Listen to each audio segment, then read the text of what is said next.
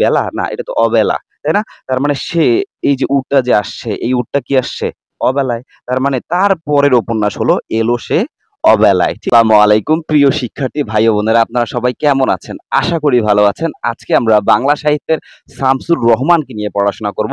শামসুর রহমানের গুরুত্বপূর্ণ যেসব কাব্যগ্রন্থ, উপন্যাস এবং শিশুতোষ গ্রন্থ আমাদের চাকরির পরীক্ষায় এসে থাকে, এই সব গ্রন্থগুলো আমরা আসলে টেকনিকের মাধ্যমে জাস্ট একটা টেকনিক, এই চিত্রটাকে যদি আমরা একটু মনে রাখি, তাহলে আমরা একদম পুরোপুরি এক সিকোয়েন্সে এই সবগুলো আসলে মনে রাখতে পারবো।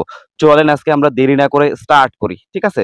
তো প্রথমেই একটু জানার চেষ্টা করি, এই শামসুর রহমানকে কিন্তু বলা হয় নাগরিক কবি। কি বলা হয়? নাগরিক কবি। এই জায়গাটা আমাদের মাথায় রাখতে হবে। শামসুর রহমান হলো বাংলাদেশের নাগরিক কবি। ওকে?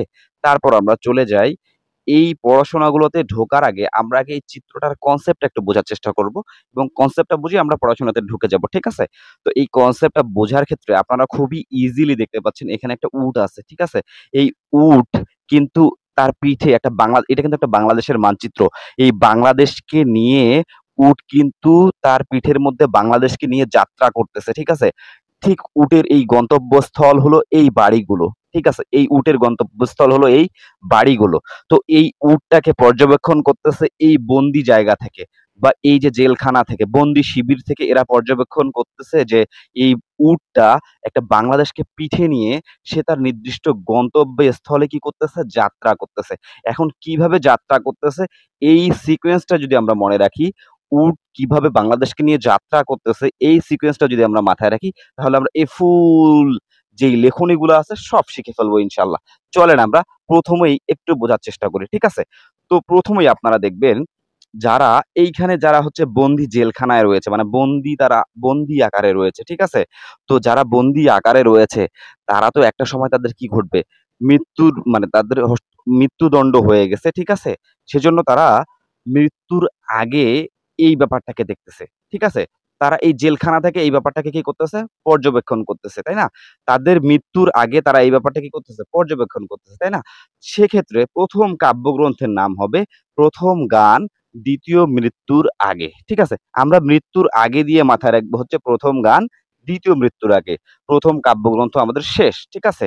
তারা ২য় মৃত্যুর আগে কোথা থেকে দেখতেছে? বন্দি শিবির থেকে। এটা একটা বন্দি শিবির না? এটা একটা বন্দি শিবির না? তার মানে তার পরের কাব্যগ্রন্থ হলো কি? বন্দি শিবির থেকে। ওকে? বন্দি শিবির থেকে তারা দেখতেছে, মানে মৃত্যুর আগে বন্দি শিবির থেকে তারা দেখতেছে যে উদ্ভট উটের পিঠে চলেছে কি? স্বদেশ। এই যে একটা উটের পিঠে কি চলতেছে? এই যে স্বদেশটা কি চলতেছে। তারপরের কাব্যগ্রন্থই হলো উদ্ভট উটের পিঠে চলছে কি? স্বদেশ। আমরা ৩ নম্বর কাব্যগ্রন্থ শিখে ফেললাম। কিভাবে? কখন? রৌদ্র করটিতে, মানে খুব রোদের বেলা। এই যে আমি সূর্য আঁকাই দিছি, এখান থেকে আপনারা মাথায় রাখবেন হচ্ছে রৌদ্র করটিতে। ঠিক আছে? তারপরের কাব্যগ্রন্থ হলো রৌদ্র করটিতে। ঠিক আছে? এই যে উটটা সে যাত্রা করতেছে তার কি? নিজ বাড়িতে বা নিজ বাসে বা নিজ বাসভূমে। এখান থেকে তারপরের কাব্যগ্রন্থ আমরা মাথায় রাখতে পারি কি? নিজ বাসভূমে। ওকে? তো সে বাংলাদেশকে নিয়ে যাত্রা করতেছে তার নিজ বাড়িতে। সবকিছু ধ্বংস করে বা বিধ্বস্ত করে দিয়ে সে কি? তার নিজ বাড়িতে যাত্রা করতেছে। এই বিধ্বস্ত থেকে আমরা মাথায় রাখতে পারি হচ্ছে বিধ্বস্ত নীলিমা। ঠিক আছে? বিধ্বস্ত নীলিমা আমরা মাথায় রাখতে পারি। তার পরের কাব্যগ্রন্থ ডান। ওকে? এবং সে যেতে, যেতে কোনো না কোনো সময় তো আসলে দুঃসময় বা খারাপ সময় আসে, তাই না? সেখান থেকে আমরা মাথায় রাখবো কোনো না কোনো সময় যখন সে বাংলাদেশকে নিয়ে যাত্রা করতেছিল, সে কিন্তু দুঃসময়ের মুখোমুখি হচ্ছিল। সুতরাং তার পরের কাব্যগ্রন্থ হলো দুঃসময়ের মুখোমুখি। কিন্তু তার বুকে যেহেতু বাংলাদেশ, তার বুকে কিন্তু বাংলাদেশই ছিল। সে কোনোভাবেই কি হার মানার কথা না।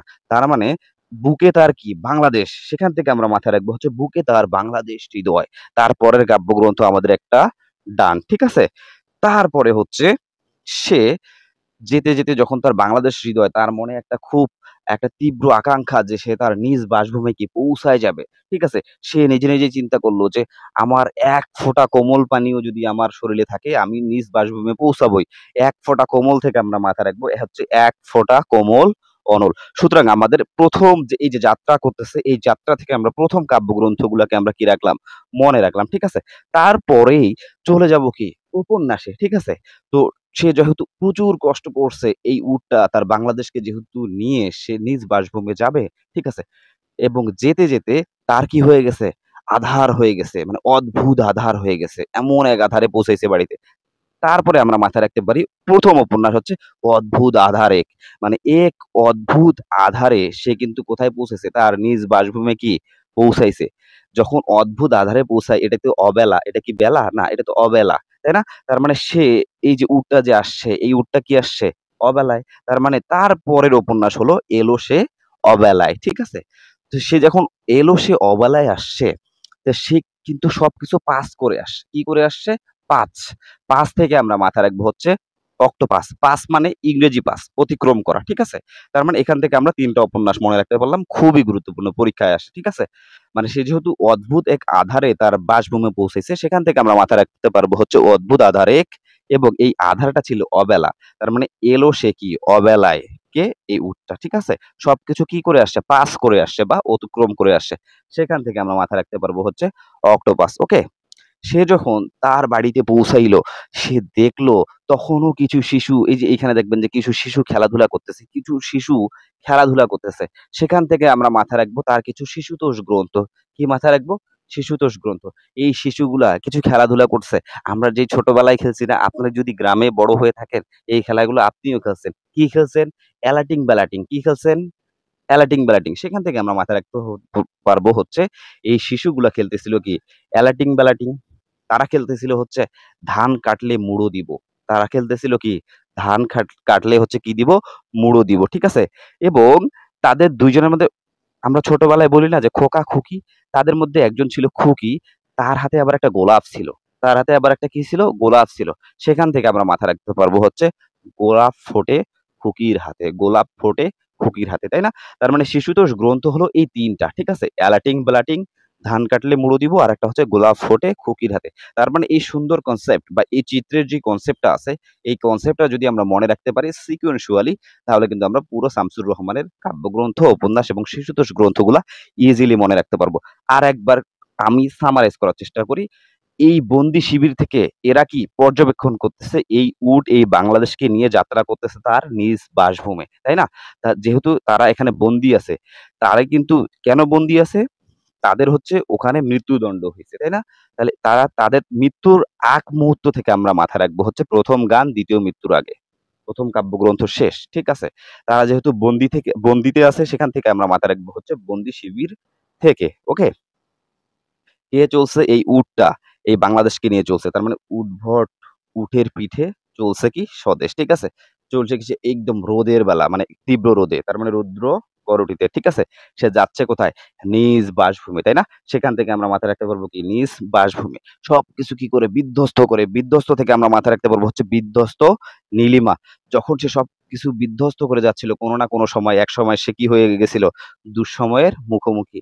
তারপরের কাব্যগ্রন্থ হলো কি দুঃসময়ের মুখোমুখি। কিন্তু বুকে তার কি ছিল? বাংলাদেশ। তার মানে কি?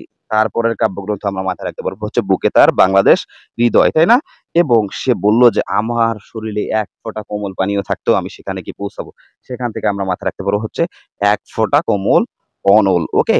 তারপরে হলো সে যখন ঠিক তার নিজ বাসভূমে পৌঁছালো, তখন থেকে তার উপন্যাসটা শুরু হয়। ঠিক আছে? সে পৌঁছালো কখন? অদ্ভুত আঁধারে। অদ্ভুত আঁধারে। এই অদ্ভুত আঁধারটা কি? একটা অবেলা। তার মানে সেখান থেকে আমরা মাথায় রাখতে পারবো হচ্ছে এলো সে অবেলায়। সবকিছু কি করে আসছে? পাস করে আসছে বা অতিক্রম করে আসছে। সেই পাস থেকে আমরা মাথায় রাখতে পারবো হচ্ছে অক্টোপাস।